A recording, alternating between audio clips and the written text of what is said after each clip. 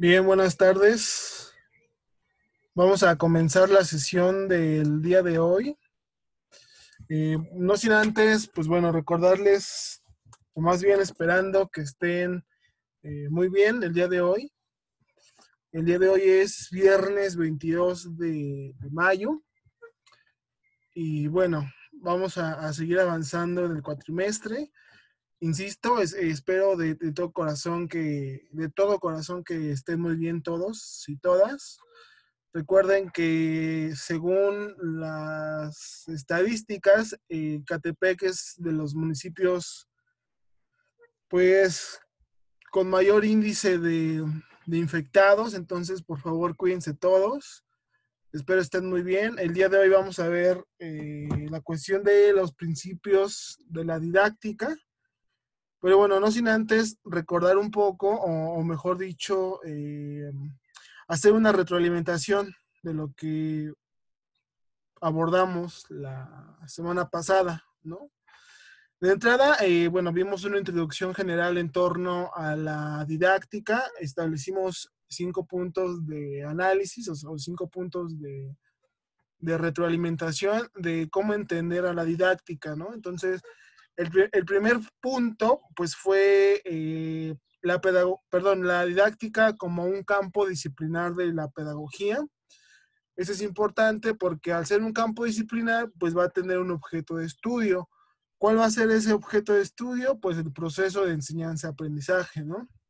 Sin embargo, como lo vamos a estar recalcando a lo largo del cuatrimestre, pues establece una dicotomía entre una perspectiva instrumentalista y una perspectiva que no necesariamente está a favor de ese instrumentalismo, ¿no? Entonces, recordar que tanto la pedagogía como la didáctica, es decir, tanto la disciplina como el campo disciplinar, pues se constituyen a partir de una praxis fundamentada y experienciada, ¿no?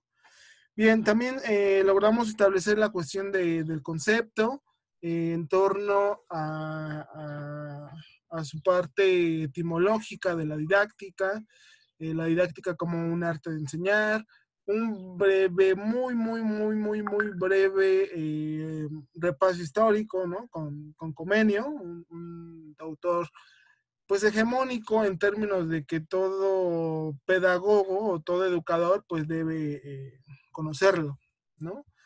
Hablamos un poco también sobre la cuestión de la enseñanza y del aprendizaje en torno a que la enseñanza invita a uno a orientar al discente y el aprendizaje pues invita o convoca a una apropiación del conocimiento y con ello una construcción cognitiva y metacognitiva de lo que hemos o de lo que vamos a aprender, ¿no?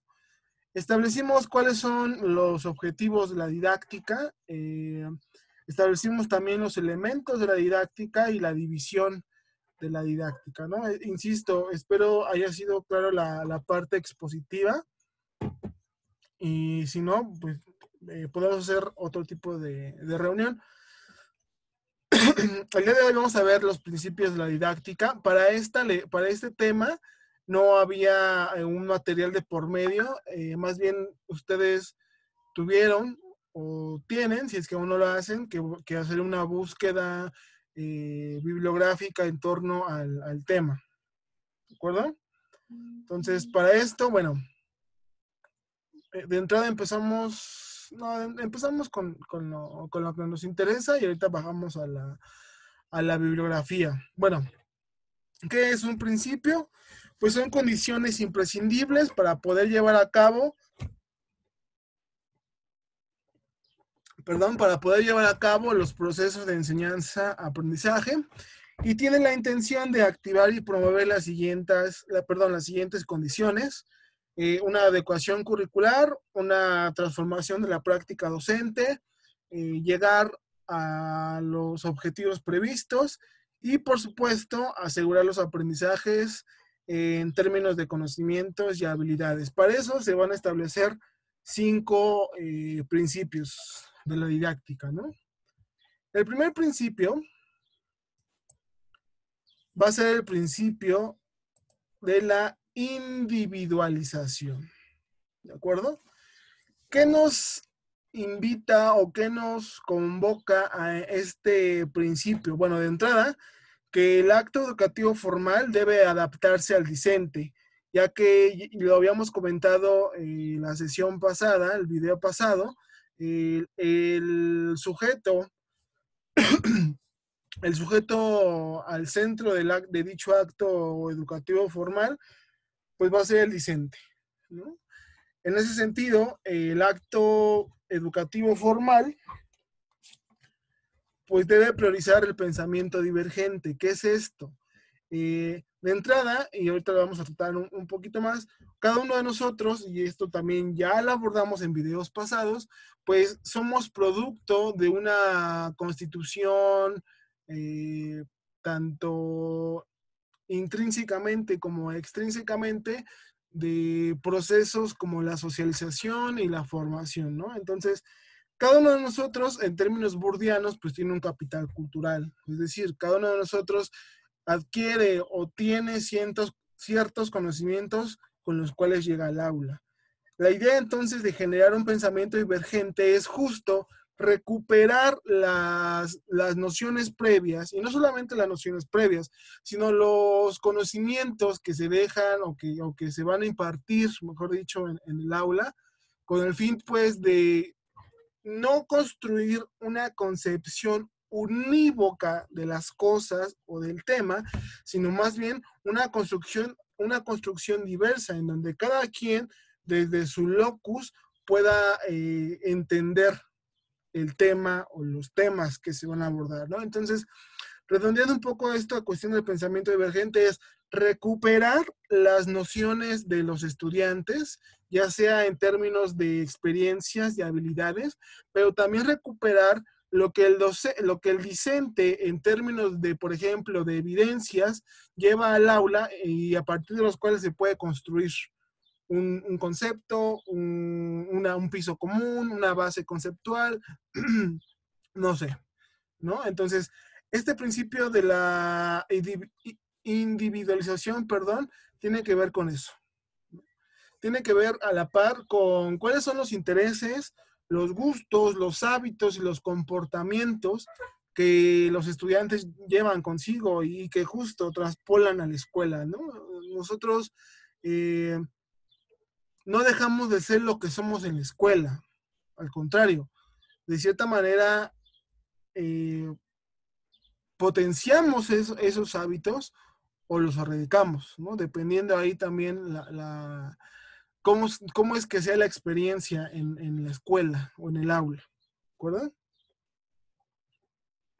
En ese sentido, cada discente es único y diferente, hablando en términos biológicos, socioculturales, económicos y cognitivos, y ahí podemos agregar más metadiscursos, ¿no? O sea, esto es importante porque acuérdense, uno de los objetivos de la didáctica pues es justo adecuar las estrategias o adecuar, mejor dicho, el espacio escolar, sí, claro, también las estrategias al contexto de los estudiantes, atravesando o tomando en cuenta estos elementos. ¿De acuerdo? Entonces, el principio de individualización hace referencia a que, y esto también ya lo habíamos comentado, todo acto educativo, formal, no formal o informal, es único. Sin embargo, acotando a lo que hemos venido trabajando en el cuatrimestre, pues la didáctica se involucra solamente en espacios formales y en algunos casos no formales. Acuérdense el papel que cumple la educación no formal, ¿no? Muchas veces como complemento de la educación formal. ¿De acuerdo? Entonces, este principio de individualización, perdón, nos lleva a esa parte, a recuperar los gustos e intereses de los estudiantes, construir pensamientos divergentes y justo que nunca se nos olvide que que cada ser humano es único y diferente. Que bueno, es una frase incluso pues satanizada, ¿no? Clichéada incluso, pero es una realidad y es algo que se debe recuperar en el aula. El segundo principio es el principio de la socialización. Y esto es importante, muy importante, ¿de acuerdo? De entrada, empezamos que el acto educativo formal es un acto social. Y esto ya lo habíamos dicho. La constitución de un sujeto a partir de la educación prioriza un proceso que es la cuestión de la socialización. ¿De acuerdo? Es decir, el contacto con el otro, ¿no? Se instruye, ahí me comí una R, se instruye por, en y para el grupo social perteneciente. Si nosotros, por ejemplo, retomamos una concepción básica, bueno, más que básica, clásica, de Emilio Durkheim, pues eso nos va a decir, ¿no? Que la educación es lo que las generaciones mayores van a heredar a las generaciones más jóvenes, ¿de acuerdo? Es esto, o sea, todo proceso educativo, insisto, ya sea formal, no formal o informal, pero que ahorita por la cuestión didáctica solamente nos vamos a enfocar al acto formal, pues todo parte de un proceso social en, por y para al grupo social perteneciente. Esto que nos lleva a procesos importantísimos que, por ejemplo, desde la sociología y la antropología se han estudiado muchísimo. ¿Cómo es que el sujeto se integra y se adapta al grupo social? No es por más que por la educación, compañeros. Eso lo podemos decir abiertamente. ¿Por qué? Porque se va a instruir al sujeto en la cuestión de códigos y símbolos culturales, perdón, que se han producido con anterioridad. Es decir, se integra al sujeto, se adapta al sujeto para que él mismo genere un compromiso con ese grupo social, estableciendo y instituyendo y respetando las pautas de interacción que se tienen. Conozco a mis estudiantes y quizá esto pareciera ser un poco complicado, sin embargo, espero no sea así, de verdad espero no sea así, e incluso también invitarlos a la lectura, ¿no? Invitarlos, ese siempre va a ser mi consejo, invitarlos a la lectura y que no se queden solamente con lo que les dice su docente o bueno, cualquier docente, ¿no? No se queden con eso, la idea es pues que formen ustedes un criterio mismo justo a partir de un pensamiento divergente, ¿no? Entonces, partimos este proceso, este principio, perdón, de socialización, en donde el sujeto se integra al grupo social, se adapta al grupo social, adquiere compromisos y pautas de interacción, incluso límites sociales, ¿no?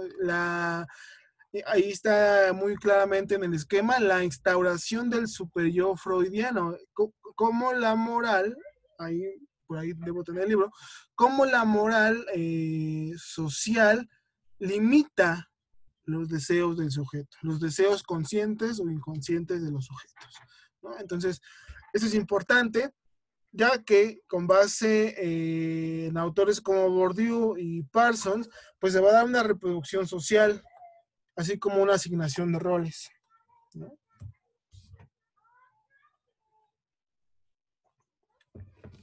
Y ahí les pongo un librito, aquí está, La construcción social de la realidad. Cuando yo les voy a decir algo, la primera vez que lo lean, no van a entender nada y se va a volar su cabeza, pero después van a ir agarrándole la onda, ¿no? La idea es justo, insisto y siempre voy a insistir, que lean. Lean mucho, por favor, ¿de acuerdo? Entonces, recapitulemos este principio de socialización. Tiene que ver en integrar y adaptar al sujeto, al grupo social perteneciente. Es decir, pensemos, por ejemplo, en un niño y pensemos, por ejemplo, en un proyecto de reciclado, ¿no? Entonces, el niño a partir del reciclado, pues va a entender que la práctica del reciclado, o al menos esa sería la idea, que a partir de la práctica del reciclado está haciendo un bien común. Y ese bien común, ¿para quién es? Claro, para él, pero ¿para quién más? Para sus grupos sociales. Para sus grupos sociales, hablando en términos micro y hablando en términos macro, es decir, hablando pensando en que tiene amigos, hablando pensando en que tiene familia, hablando pensando en que vive en una comunidad, en una colonia, que vive en un estado, que vive en un país y que vive en un mundo. A esto, si no mal recuerdo, y las referencias se las traigo el próximo video, Gilberto Jiménez hace esta relación que se establece justo desde lo micro hasta lo macro, ¿no? Ahí me quedo con esa tarea. Ahorita no recuerdo el término que establece Gilberto Jiménez y no quiero errar, pero es justo eso, o sea, como un sujeto inserto en cierto contexto y que ese contexto pertenece a un contexto más amplio y así vamos, y así vamos, y así vamos, y así vamos, ¿no? O sea, y cómo se integra y se adapta a ese grupo social. Entonces, integración, adaptación, un compromiso con el grupo social, pautas de interacción, límites sociales, ¿no? Todo esto nos va a conllevar justo a una reproducción de esas prácticas culturales y a una asignación de roles, una famosísima asignación de roles que, por ejemplo, desde la teoría de género, o por ejemplo, desde cierta facción del feminismo, pues se intenta romper con esos roles sociales establecidos, pues justo desde una cultura patriarcal, ¿no? Eso sería una buena reflexión, pero la pauta, la referencia sobre este principio queda ahí, ¿no? Queda ahí. Llevamos entonces dos principios, el principio de la individualización y el principio de la socialización, ¿de acuerdo? Pasamos a un tercer principio, que es el principio de la autonomía.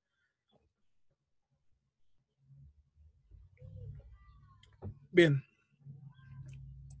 que como idea inicial, el principio de la autonomía se afirma que dentro del acto educativo formal, pues se debe enseñar a los discentes a tener la capacidad asertiva de tomar decisiones, ¿no?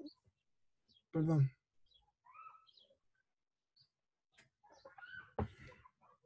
En esta capacidad asertiva de tomar decisiones, pues se habilitan ciertas pautas o se habilitan ciertos elementos como la iniciativa, la independencia, incluso la creatividad. Son elementos básicos para que un sujeto aprenda a tomar justo decisiones adecuadas o asertivas, ¿no? En este marco, en este marco se plantea la idea de que el discente, a partir de la toma de decisiones, aprenda a conocer el mundo que lo rodea, ¿no? Si el sujeto conoce el mundo que lo rodea, justo va a tener esa libertad de poder explorarlo.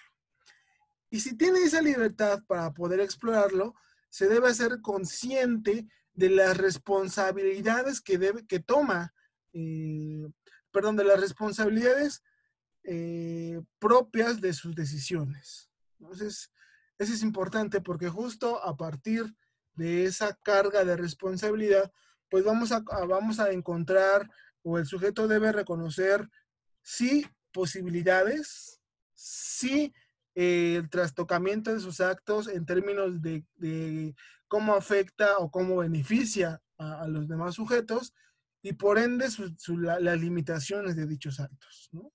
Por eso, por ejemplo, en el principio de socialización, pues establece en ese proceso de adaptación, pues los límites sociales y qué es lo que está permitido en un grupo social y qué no es lo que está permitido en un grupo social. Y pasamos a un autor que siempre lo digo, es clave para mí. Yo no podría entender una parte de lo que yo entiendo de pedagogía sin este autor y que enclava muy bien en el principio de autonomía, ¿no? Va a decir Paulo Freire, en este librito, ya se me rompió, pero lo conservo todavía, la educación como práctica de la libertad, que si no mal recuerdo es su tesis de doctorado, pues va a decir que se debe educar al sujeto para una libertad, pero esa libertad debe ser una libertad responsable, ¿no? Y entonces, si se va a educar al sujeto hacia o para una libertad responsable, el sujeto debe aprender a leer su mundo desde una conciencia crítica.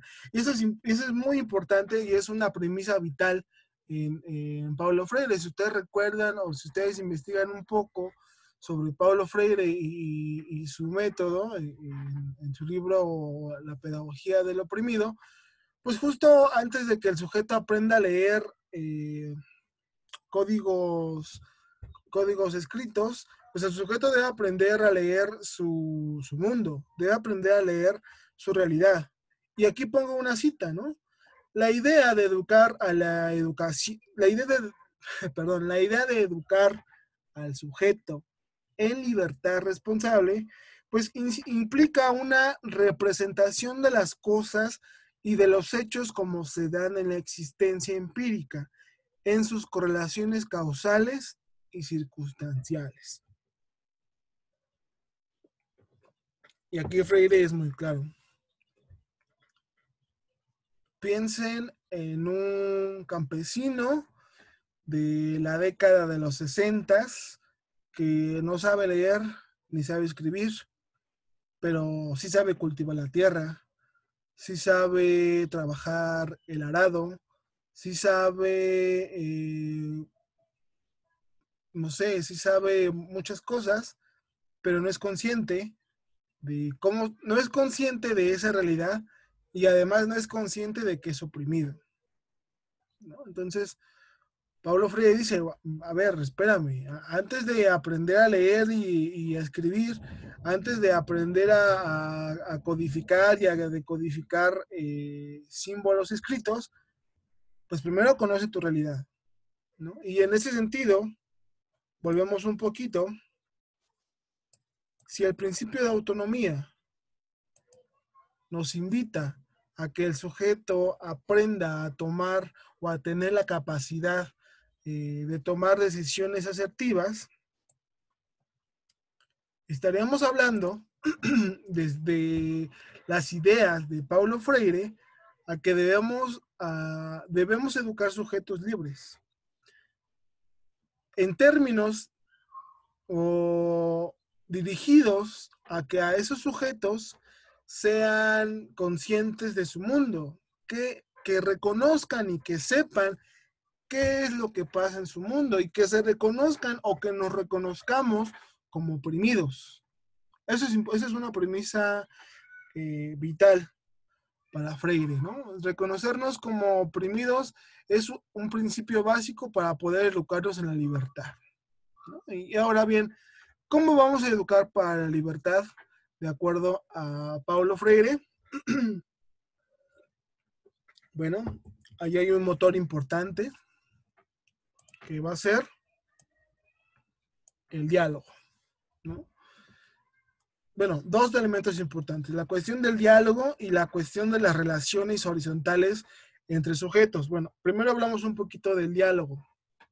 El diálogo como un motor potenciador para poder educar a los sujetos en libertad y que con ello puedan conocer su realidad. Y si conocen su realidad, criticamos esa realidad. Denme un segundo, por favor.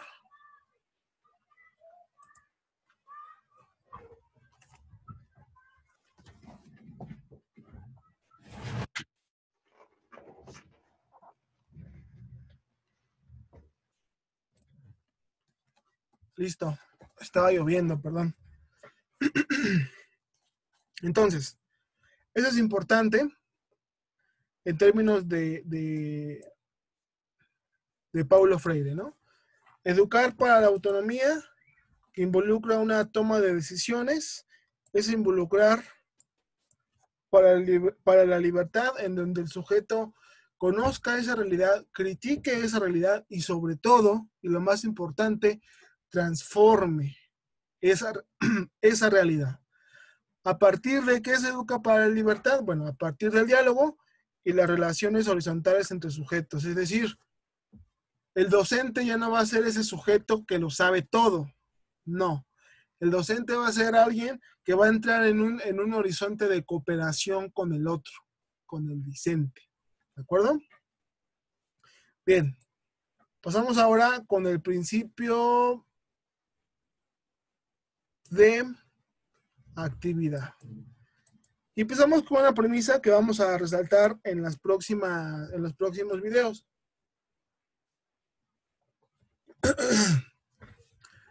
Cuando veamos los modelos de enseñanza. Bueno, en la educación tradicional, pues los sujetos son objetos, son entes pasivos que solamente se encargan de recibir, los conocimientos, ¿de acuerdo? En ese sentido, pues, y aquí me volví a comer una letrita.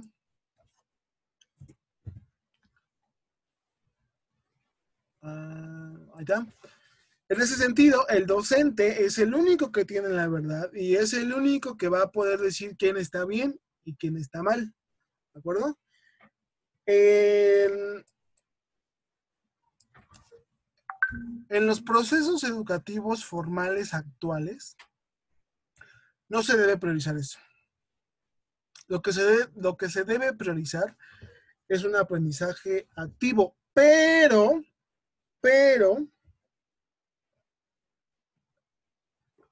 sin caer en el activismo pragmático, es decir, generar actividades, pero ni el docente ni el discente son conscientes de lo que están haciendo, solamente lo hacen por hacer, y convierten en la enseñanza en un proceso mecánico, y convierten en la enseñanza en un proceso instrumental y pragmático, en donde se prioriza, sí, el hacer por hacer, pero en dónde cabe, en dónde se queda la reflexión, en dónde se queda los elementos de por qué hacemos eso y por qué no hacemos otra cosa. ¿De acuerdo? Entonces, este principio de actividad justo nos lleva a que los estudiantes se mantengan activos con la intención de que sean ellos mismos los constructores de su propio aprendizaje, ¿no? Y ahora bien, ¿con qué? Siempre los pedagogos somos mucho de decir qué hacer, ¿no? Pero nos cuesta muchísimo también el cómo hacerlo. Siempre priorizamos. No es que se trate de priorizar, pero siempre empezamos por el qué y de ahí nos extendemos, y hasta que nos preguntamos, ok, ¿cómo le vamos a hacer?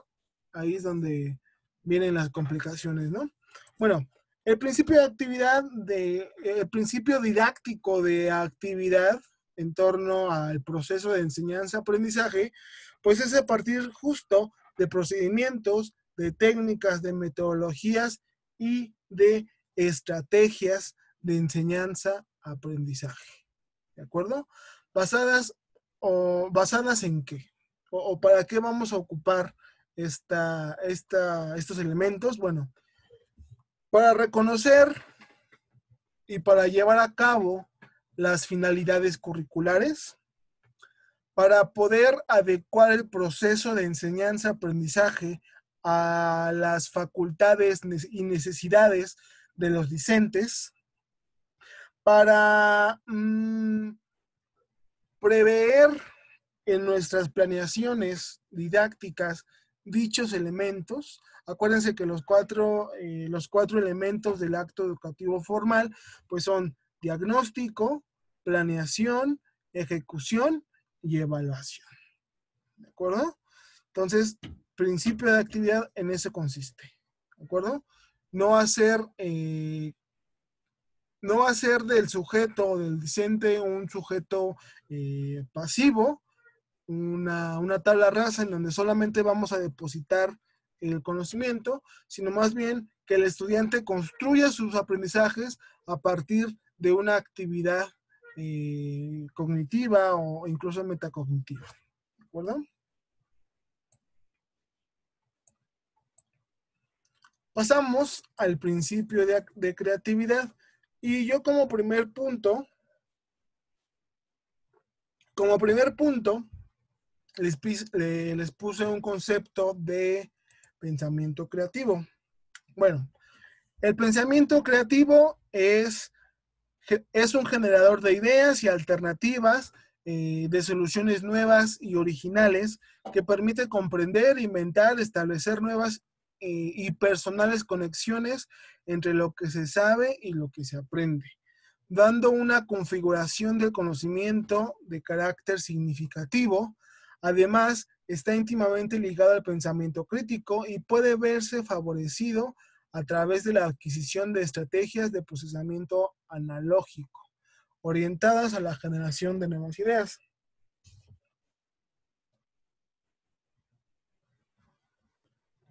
Entonces, no se pierdan, por favor.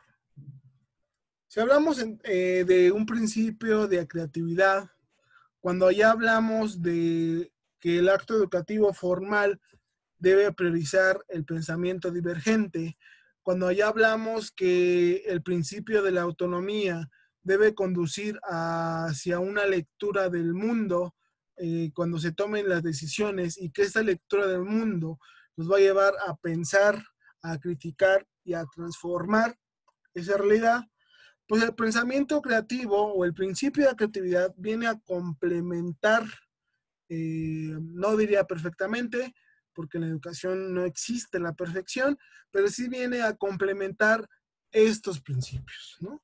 Justo con este concepto muy breve que les puse, o sea, el pensamiento creativo nos lleva a generar nuevas y originales ideas, es decir, nos lleva a pensar en alternativas de cómo poder hacer las cosas.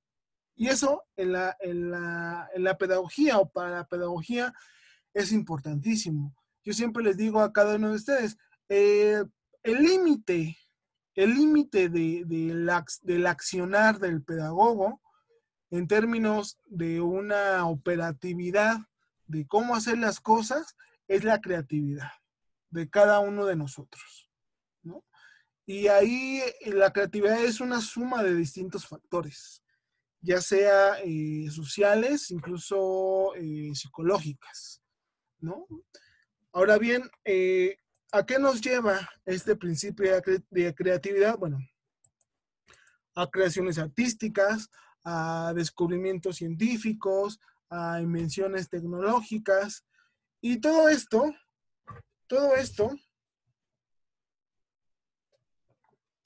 ya le insisto, para fomentar la idea para fomentar la iniciativa de ideas originales, pensando que el mundo, de acuerdo a Bauman y de acuerdo a distintos autores, pues es bastante rápido, ¿no? Estamos en una era de la liquidez, en una era en donde los vínculos sociales cada vez son menos significativos y más superficiales, en una era en donde el conocimiento es una mercancía, en una era en donde el capitalismo va a dictar cuáles van a ser nuestras necesidades básicas, ¿no? O sea, el mundo cambia muy rápido, compañeros, y mientras más fomentemos el pensamiento creativo en cada uno de nosotros y en cada uno de nuestros estudiantes, pues vamos a generar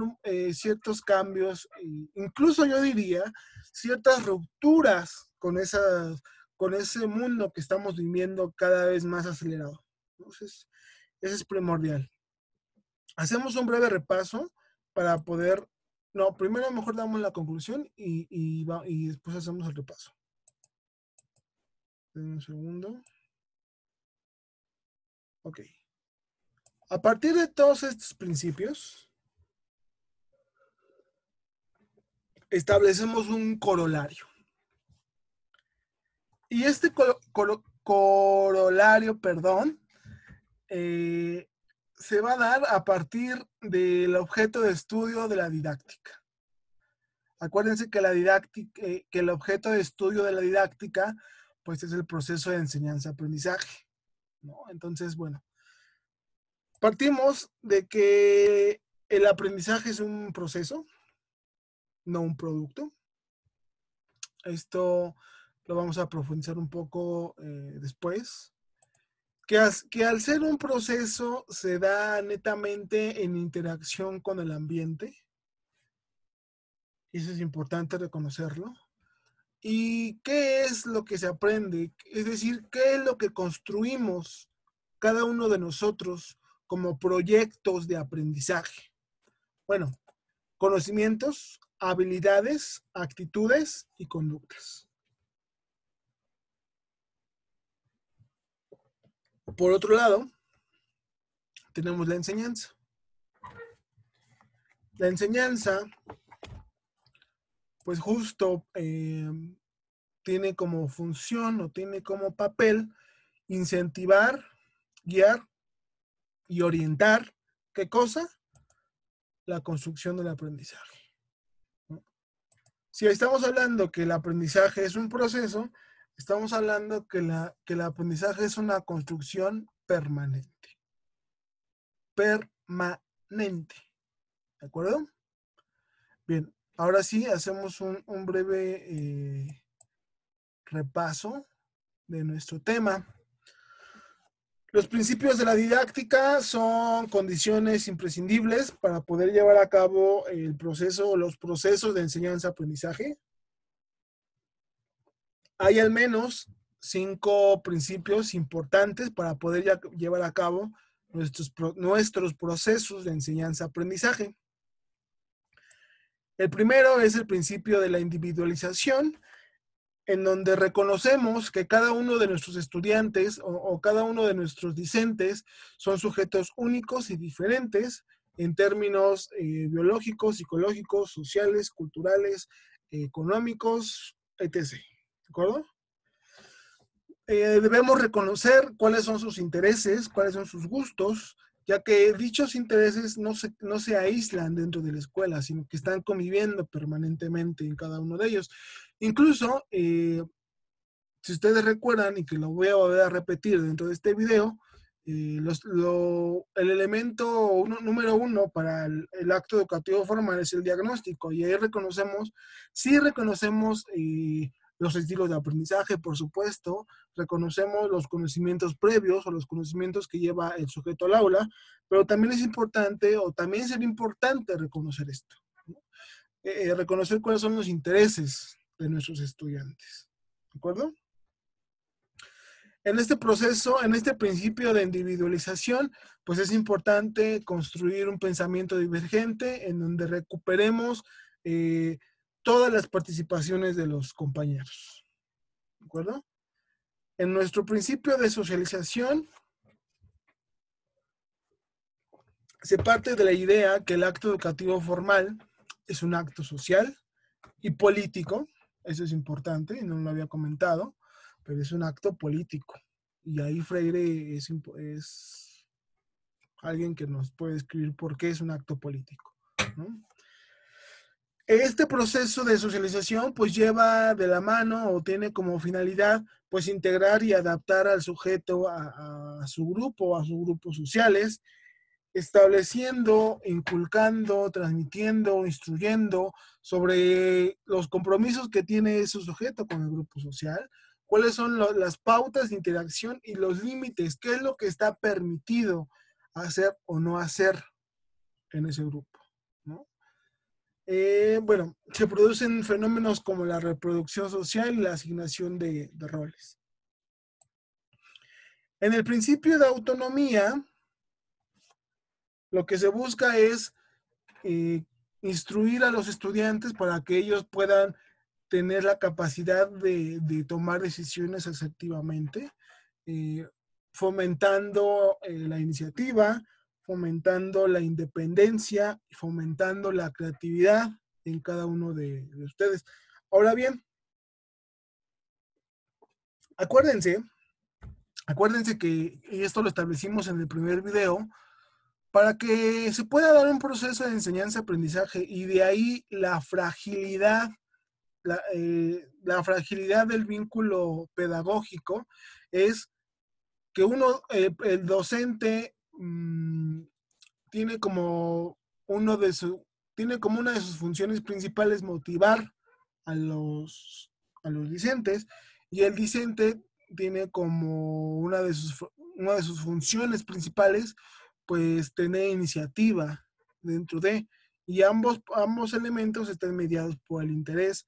¿Y por qué le digo esto, no? O sea, lamentablemente podemos encontrar que a lo mejor el docente está haciendo bien su trabajo, se está matando para que se puedan cumplir con estos principios, pero si el discente no tiene una iniciativa y no tiene un interés, pues de entrada no se va a generar un vínculo pedagógico y de manera paralela, pues no va a tener ninguna construcción de aprendizaje, ¿no? Eso es importante reconocer. El principio de autonomía nos lleva a hablar de una educación para la libertad, y ahí retomamos a Paulo Freire, en donde el hecho de educar para la libertad implica que el sujeto reconozca su realidad y que esa realidad la critique y que esa realidad la intente transformar, ¿no? El proceso por el cual, o los elementos a partir de los cuales se va a llevar el acto educativo formal, con base en Paulo Freire, pues sería el diálogo y las relaciones horizontales entre docente y discente. ¿De acuerdo? El principio de actividad, pues bueno, conlleva a que el acto educativo formal no sea un acto que esté mediado por la pasividad del estudiante, sino que sea un acto en donde dicho sujeto pues se encuentre de manera activa, es decir, se encuentra en constante movimiento sin caer en este activismo pragmático de generar actividades por actividades. Un ejemplo básico, ¿no? En este marco de lo que estamos viviendo ahorita, pues estoy enterado, tanto por ustedes como por familiares y amigos, pues lo que se hace es llenar actividades, ¿no? Y llenar actividades para cumplir con el programa. Y ahí deberíamos preguntarnos si el hecho de que estemos dejando actividades, estamos generando o estamos propiciando la construcción de aprendizajes, ¿no? Eso sería una buena interrogante. Y por último, el principio de creatividad, con la intención de generar en cada uno de ustedes, o con la intención de provocar en cada uno de ustedes, que se atrevan a tener ideas originales, que se atrevan a tener ideas únicas, ¿no? Eso sería importante, ¿de acuerdo? Bien, compañeros y compañeras, reitero, espero que estén muy bien. Este fue el tema principios de la didáctica, y bueno, cualquier cosa, seguimos en contacto. Mándenme un mensaje si tienen alguna duda. Un cambio en su entorno personal de aprendizaje. Espero lo lean, por favor, se los digo por este medio. Antes de preguntar, asegúrense que ya leyeron bien las indicaciones, ¿de acuerdo? Bueno, cuídense mucho, les mando un abrazo y nos vemos, pues espero que pronto. Adiós.